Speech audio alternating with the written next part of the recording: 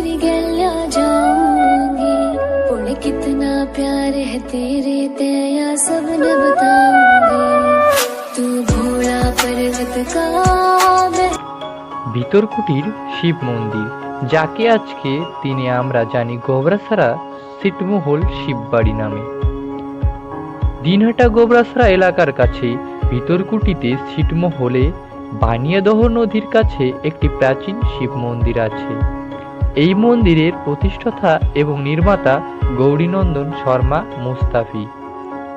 কেন তিনি এখানে শিব মন্দির নির্মাণ করেন ও লিঙ্গ স্থাপন করেন তার কোনো কারণ জানা যায় না।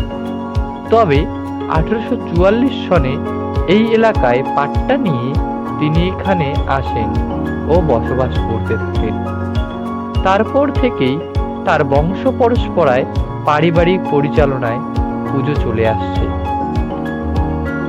নিত্য পূজকও আছেন শর্মা উপাধির কামরূপী ব্রাহ্মণ।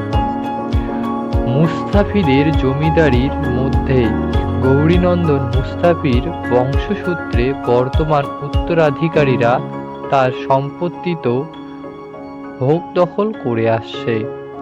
1897 খ্রিস্টাব্দে ভূমিকম্পে মন্দির প্রায় 8 ফুট মাটির নিচে চলে যায়।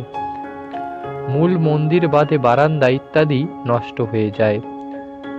কর্তা অর্থাৎ গৌরীনন্দন মুস্তাফি এই মন্দিরেই থাকতেন এবং তিনিও ভাগ্যের পরিহাসে চাপা পড়ে মৃত্যুবরণ করেন।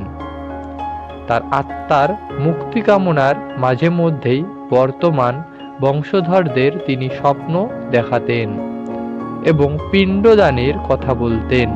শেষ পর্যন্ত গয়ায় পিণ্ড দেয়া হয় এবং স্বপ্ন দেখাও বন্ধ হয়। মন্দিরের গঠনশৈলী বলতে গেলে অভিনবত্ব দাবি করে। মন্দিরের সামনের দিকটি টেরাকোটা, মন্দিরের গাত্রে বিভিন্ন ধরনের টেরাকোটা মূর্তি খোপে খোপে বসানো আছে, যা এখনো আমরা দেখতে পাই। এতদ অঞ্চলে এই টেরাকোটার কাজ বিশেষ তাৎপর্য বহন করে। টেরাকোটার কাজ করা মন্দির বলতে আমরা ধলুয়াবাড়ির সিদ্ধনাথ শিব মন্দিরের কথা বলে থাকি। এই মন্দির একটি ঐতিহ্যবাহী মন্দির, যা আজকের ছিটমহল এলাকায় অন্তর্গত।